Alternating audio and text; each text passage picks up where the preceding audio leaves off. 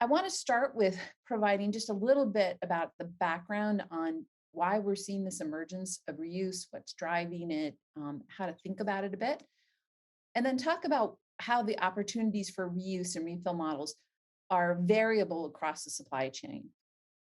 We have pretty well established reuse models in transport packaging and even in secondary packaging with reusable crates and things like that. But the real challenge is around the consumer facing primary packaging. And that's where most of this discussion today will focus. But I just want to show why there are things that are highly variable across the value chain. I'm going to spend a bit of time focusing on consumer behavior because in reuse and refill models, consumers are really a critical part of being able to realize the benefits of a reuse or refill package or system. And so we're going to talk a bit about how we should be thinking about consumer participation and the importance of their role.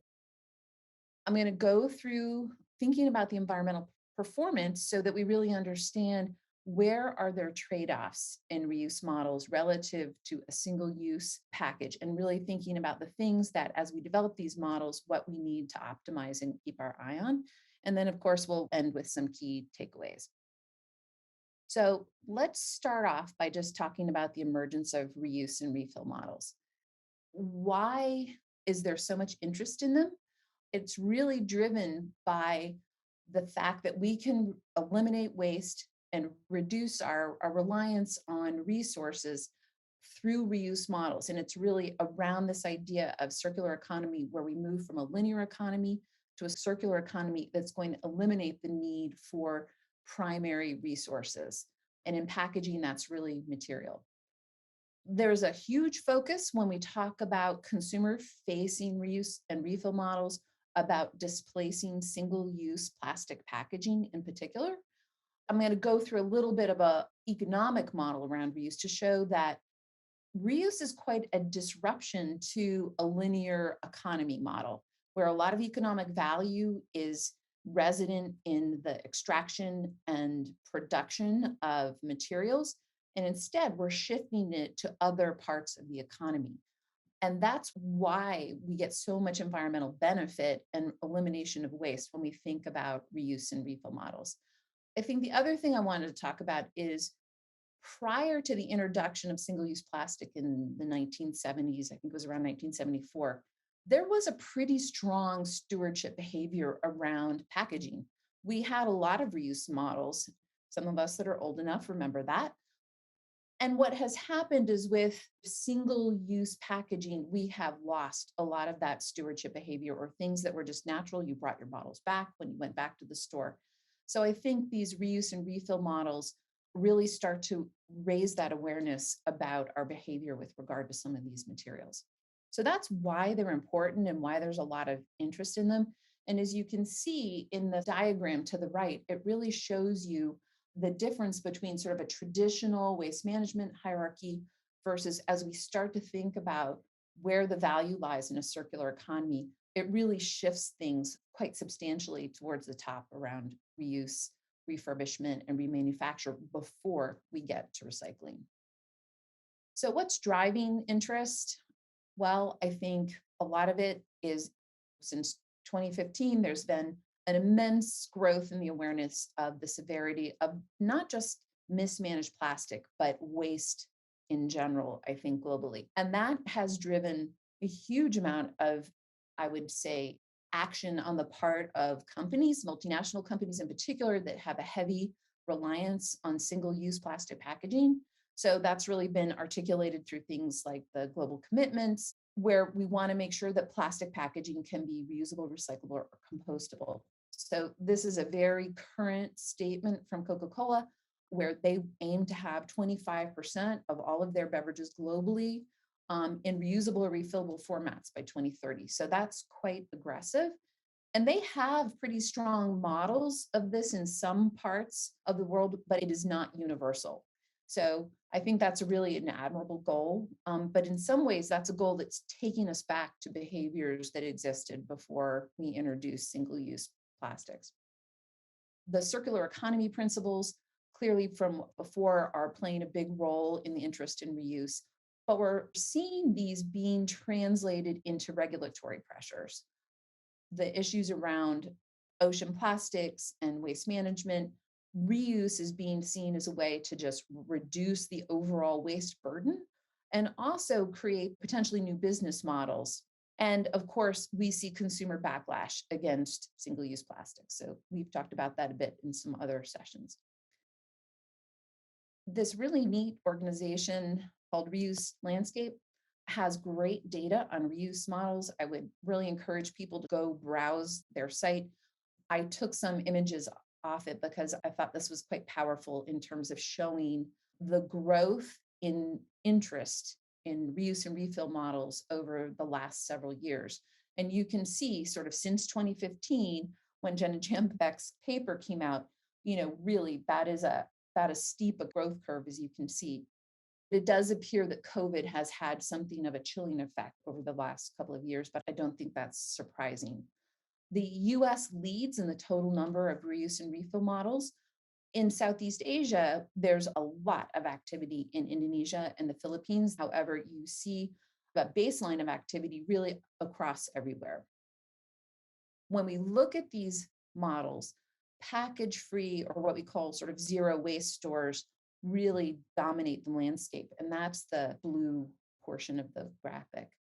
Sort of surprising to me was that incentives are generally uncommon. And so when I think of reuse models, I often think of deposit programs where you put a deposit on your beverage container and then you bring it back and you can get your nickel or dime back. Incentive models are still relatively uncommon, and that's probably why we see these package-free shops. An incentive is not really needed for that. One of the things that is interesting is the level of advocacy around reuse has really grown over this time, and that's the red bar that you see in this chart. And despite COVID, you can see that advocacy level has really maintained. In fact, I think in some cases we might feel like it's even growing. When we look at the types of programs that are really growing, we're moving out of this package-free shop, and there's been a huge amount of growth in the container and cup models of reusable or refillable, really as a displacement for single-use plastics. So despite the fact we see this large momentum, when we look at where these models are in terms of their commercial development, they're still very much in sort of small pilot or startup mode. We see very few full-on scaled examples of reuse or refill. However, I will say there are some that are getting really interesting in terms of their growth.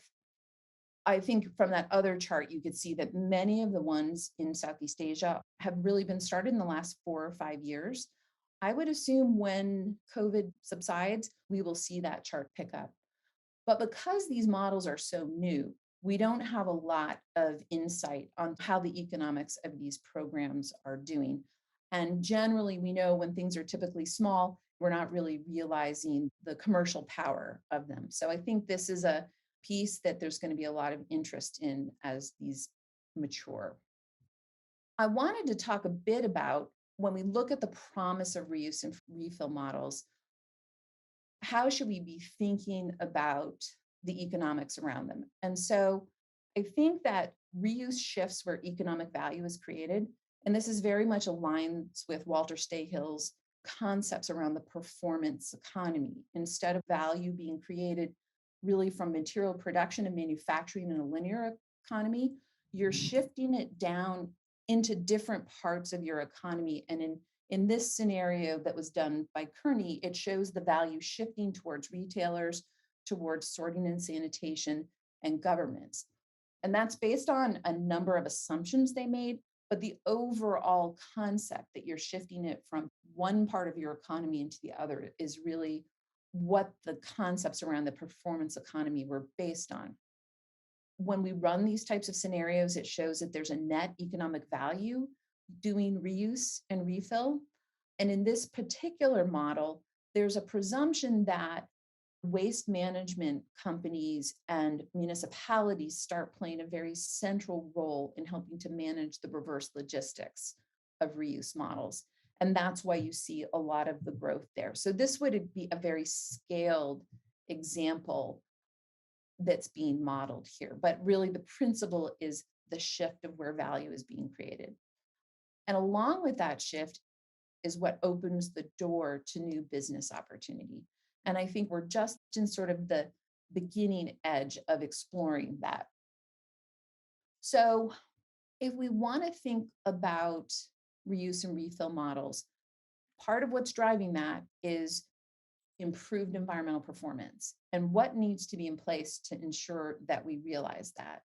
So, I mean, these are in some ways very obvious, but we're going to spend some time sort of walking through them. You really need to have an effective business model. You need to understand the desired consumer behavior to get the benefit that you're driving for.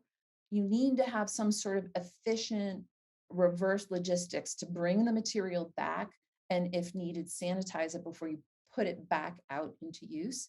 And you have to watch your loss rates out of the system, because if your loss rates are really high, it may erode your overall environmental performance.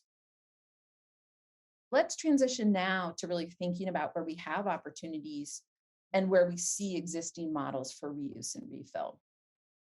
So there's a lot going on in this slide, but the big takeaway I want to have here is that opportunities for reuse and refill models are easiest when you can build on existing reverse logistics and aggregation models. So that exists often in this column I'm calling tertiary packaging. This is really transportation and distribution packaging. So of course, there's trucking going on behind this all the time. We move pallets and crates through trucking. So it's pretty easy to start establishing reverse logistics for materials. And we know that happens with transport packaging. We also know that companies that have really sophisticated reverse logistics models, they've been able to leverage that to bring materials back. So that's really where the opportunity is easiest. Where you have the second easiest opportunity is probably in secondary packaging. And again, you often have some sort of existing reverse logistics system that you can build on, whether it's through e-commerce systems, your distribution and delivery systems. So I'll give PepsiCo as an example. They do their own store stocking. So they have their own fleet. They bring their product to retail stores. They use boxes to deliver that. And on average, they use those boxes 15 times. So they, bring potato chips to a store, stock shelves, and then collapse the box, put it back in the truck, and then reuse it. Repack is an e-commerce example where the postal system is used for the reverse logistics. So I wanted to just give that as sort of the interaction between both that package and the existing system. Where it gets more challenging is when we think about primary packaging, because this is really the business to consumer model where the consumer takes the container home. So the question is, how do we get it back? I've given you some examples on the bottom of people who are doing this, and they do it through different ways, whether it's through product concentration, where you purchase the package, like replenish, and then in the future, all you're buying is the concentrate to go into that package in the future. Loop is currently based on an e-commerce model where they're delivering it, and then the consumer has to send it back through that e-commerce system. We're going to go through a number of these case examples as we go through here. I just wanted to give you a bit of a framework to think about it across the supply chain. This is a model from the Ellen MacArthur Foundation. I think it's really helpful to think about the different types of ways we can establish reuse or refill models and who is key to getting things back. So as you can see on the top, it's either refill or return from home. On the bottom is really the on-the-go model. And then as you look to the right, we're talking about reuse where the package is returned by the consumer. And on the left, it's different because on the top right, like for replenish, the consumer buys the package once and then they're just buying the refill. When we look at the lower quadrant, the consumers are actually providing the packaging. So it's actually packaging free in that example. So this is the framework I'm going to use as we walk through some of the case studies. To just sum up some of the success factors for these systems, clearly scaled and efficient systems whether it's a single use or a reuse system, that's always what we want to achieve. And so, as we think about how we do that in a reuse model, that really means thinking about how we align our business model to the right products, the right sort of delivery model. And to do that, we need to think about for those products, what is the consumer expectation around convenience? What is it in terms of product safety or product information? There's a bunch of things around consumer expectations that we have to consider as we think about that business model and how we deliver that package or service model. In order to know whether you're actually achieving what you want, you have to have robust systems to deliver, track, collect, bring it back, aggregate it, clean it, and prepare it for the next cycle. That's a lot to keep track of. And you, as a company, may be required to do that. But also, some of that may be provided by the consumer. They may be doing a portion of that reverse logistics for you. It's really important to understand your anticipated loss rate. And this is where understanding consumer behavior comes in, because reusable packaging is often more robust than single-use packaging. So there's more investment in it upfront. So you want to make sure that you mitigate the loss of that packaging over its anticipated life expectancy. And that really means optimizing your system for that, for the needed reuse and refill cycles. This is where deposits really come in. Deposits are demonstrated to have enough influence on consumers that they will bring material back. So how you use those deposits can be quite different, and we'll go through some of that in the case studies. As is probably pretty obvious, the economics of reusable packaging are highly sensitive to the efficiency of the reverse logistics and the intensity of transport. So you might have a model that's very effective in a high, dense populated urban area. But as you move that model out into areas where, more suburban, where the transport distances go up, the economics of that model may really start to shift. So I wanted to show this example here because we're going to go through a look at Loop. Loop is starting to transition or add to their e-commerce model by offering in-store options. And part of that is to reduce costs, and part of it is for convenience. And so I think this is sort of like if we were to talk about sort of Gen 2, as people start to understand the expectations of consumers and where they're going to get the needed behavior, we're starting to see systems like Loop starting to do some modification. So as I insinuated, Gen 1 is really a pure e-commerce platform. Consumers pay up to a $10 deposit for each container they use. Currently, they have about a return rate of 80%, which is really quite good. The consumer gets the refund when they return the package for refilling. But to date, and they've only been around for about 2 years, they have about 20,000 consumers globally who are using their system. So this data here is based on an interview with Tom Saki. This is his business. He was saying the e-commerce model is quite expensive. In the US, the round trip shipping can be up to $20. So when you're talking about products that in a store might be $5 or $6, that's a pretty hefty fee there. But what he was saying is by partnering with retailers and moving into a brick and mortar scenario, he can grow the product selection, and he's anticipating the costs are going to go down with added convenience to consumers. So I thought that was a pretty interesting evolution of the Loop business model. I could not find any data in terms of the environmental benefit. So I'm just going to talk a bit about the different models, a la the Ellen MacArthur framework, and then give a case example. When we look at refill on the go and represented by something like a bulk store, this is an example that requires a pretty significant shift in consumer behavior. And part of that is remembering to bring not just a package, but perhaps multiple packages back to the store in order to do your bulk refill. One of the impacts on that is when you do this kind of delivery is brands don't have that opportunity for either branding or really some of the information that to some consumers might be important around, expiration dates, nutrition, calorie information. So this really requires a very dedicated consumer in this system. I think it works really well for products we know we're going to use and use a lot of.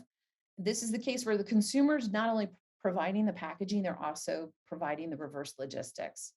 One of the things we have observed in some of these types of models is that the package is generally a much lower environmental impact versus a product.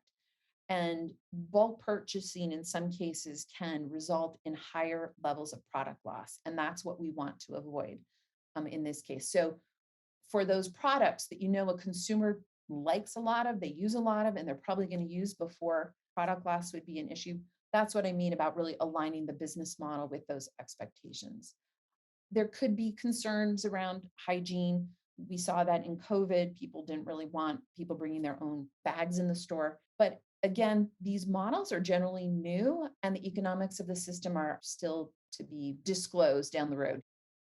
Here's an example of refill on the go in Singapore.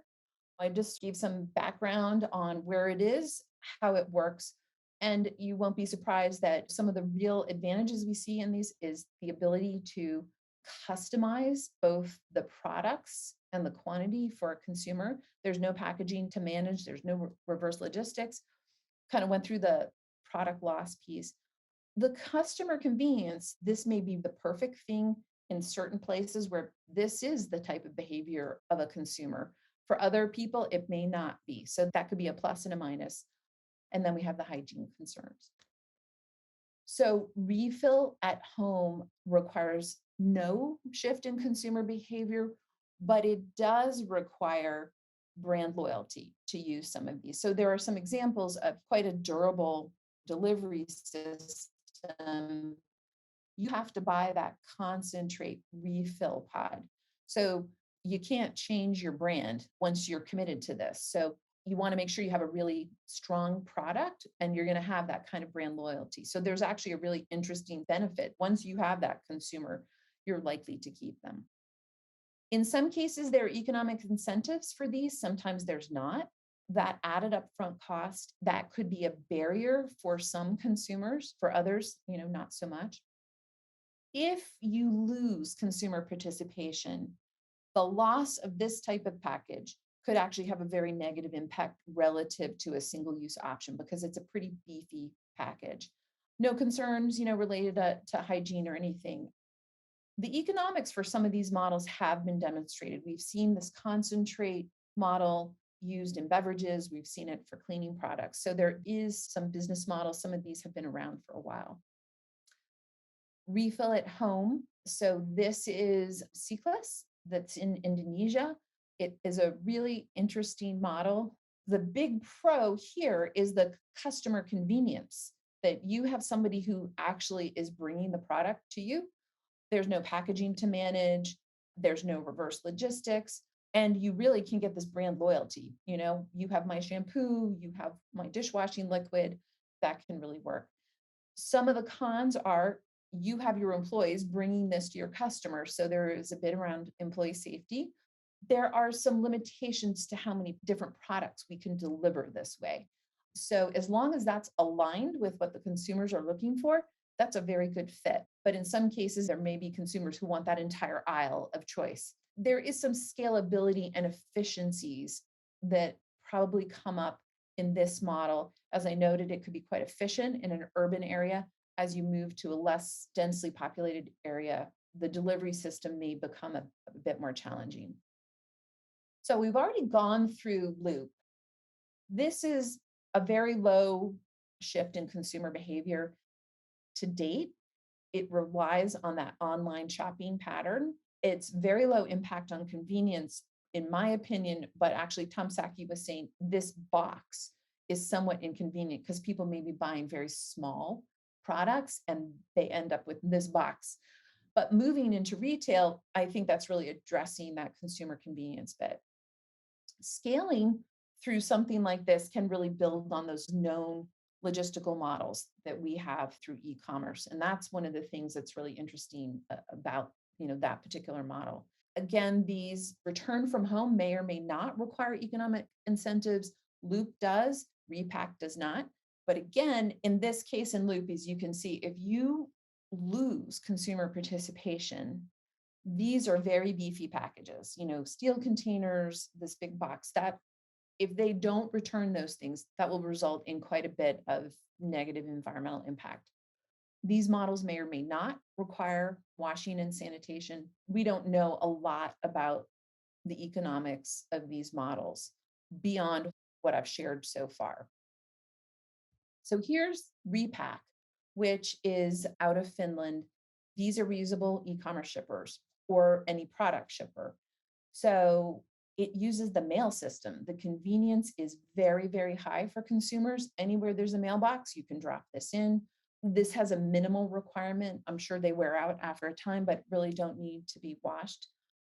The only hesitation is vendors sign up to use the Repack system. So you may be limited in terms of there has to be a partner vendor for the particular package.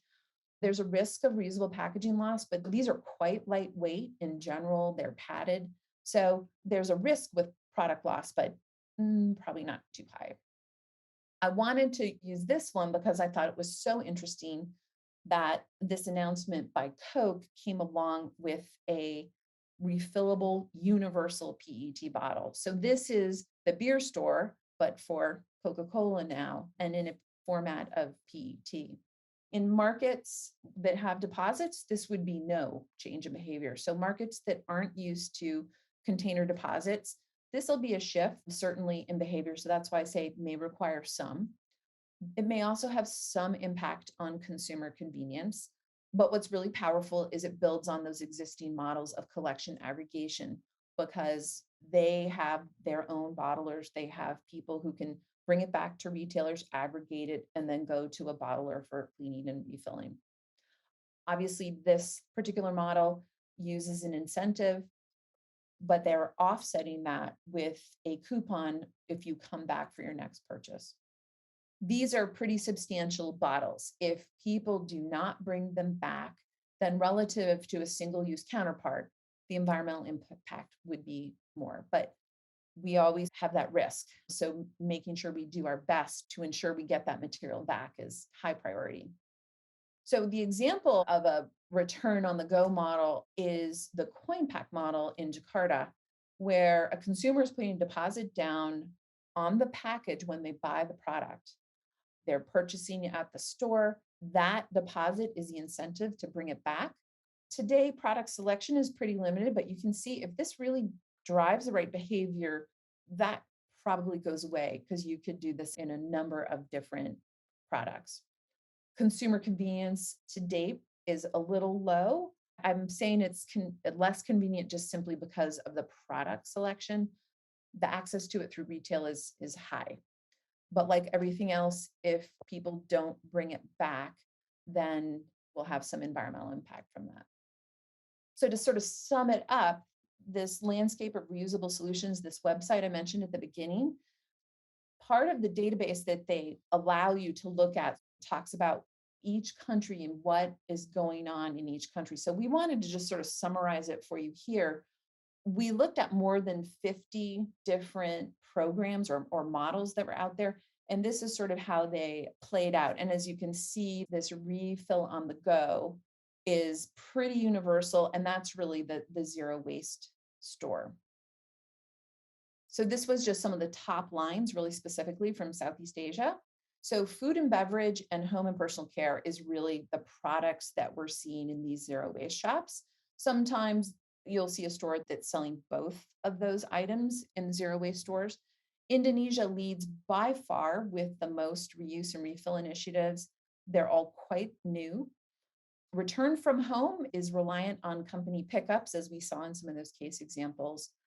When we get into models where there's a real durable substitute for the single use example, that's where we see deposits. And that makes a lot of sense. In general, refill at home in Southeast Asia was underrepresented. And that's often where we're seeing the concentrates.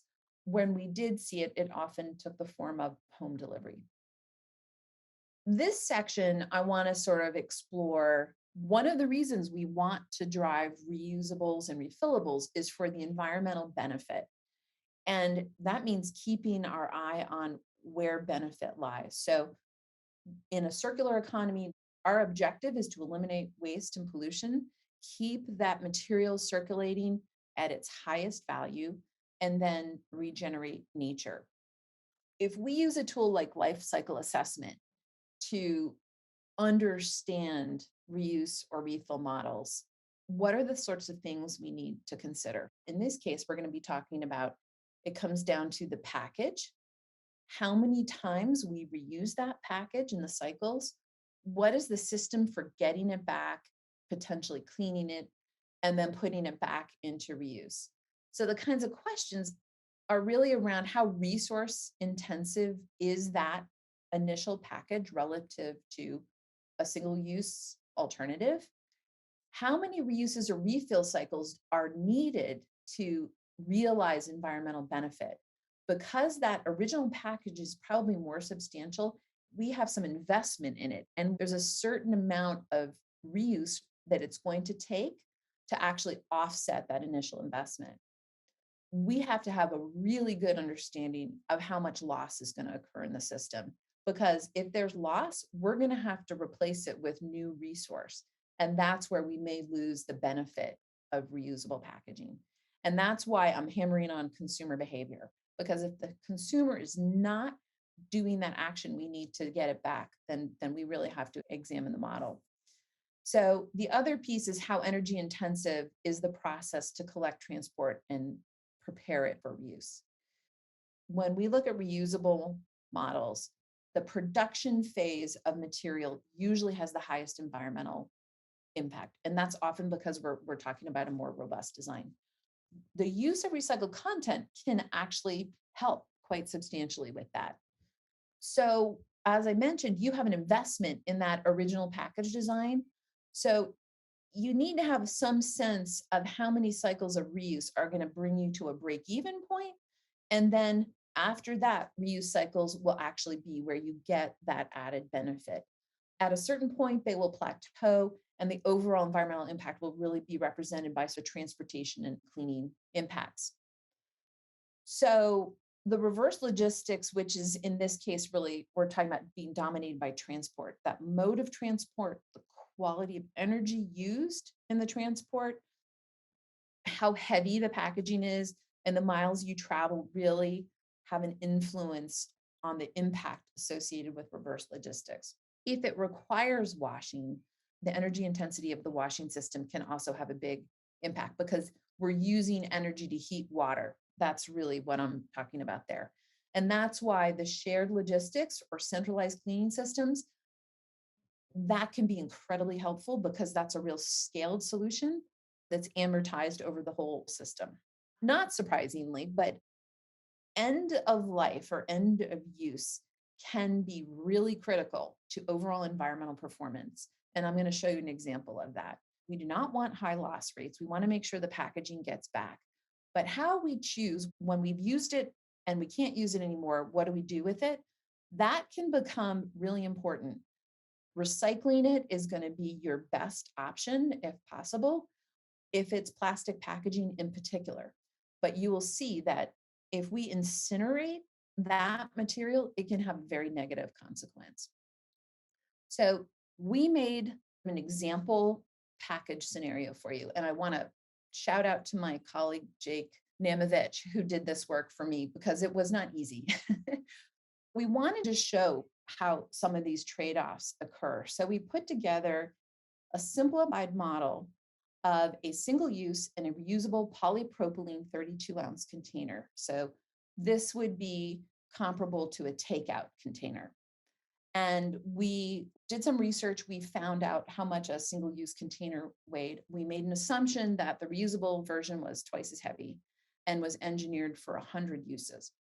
We made some assumptions around transport, but we said the waste management method is incineration. So this could be Singapore, or it could be in places where we have mismanagement and we burn material.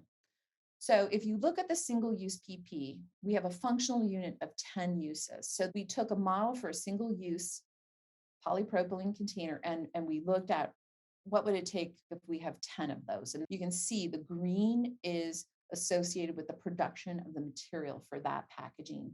The orange is the end of life impact, and that's because it's burned.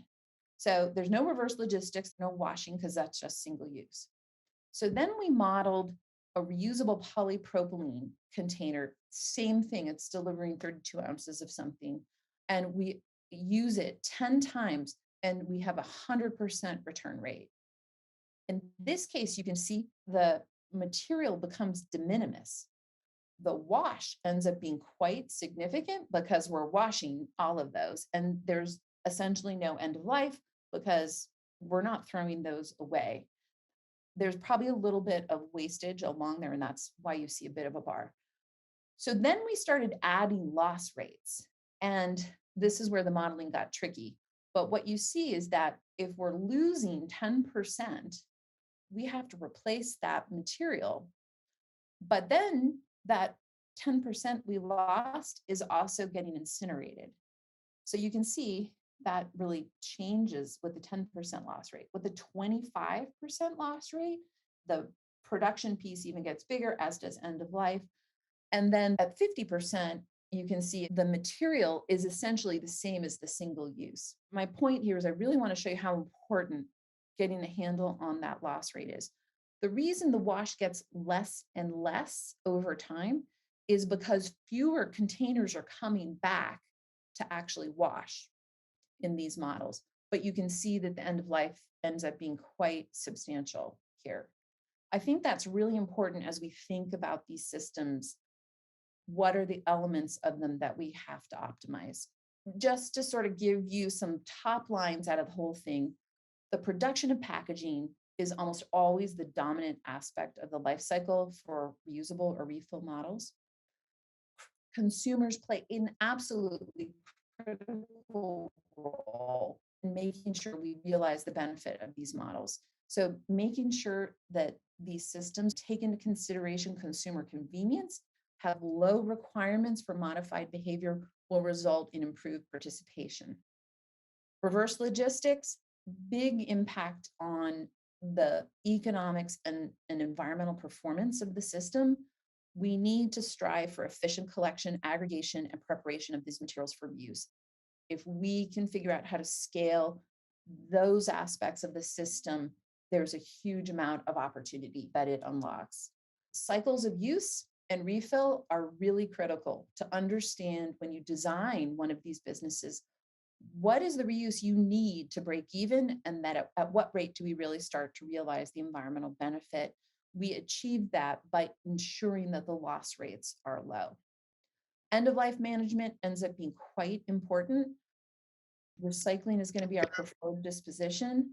And if we're dealing with plastic, then incineration is really not where we want to go for that material. The business models, there can be significant cost benefit if we can capitalize on shared reverse logistics and cleaning resources.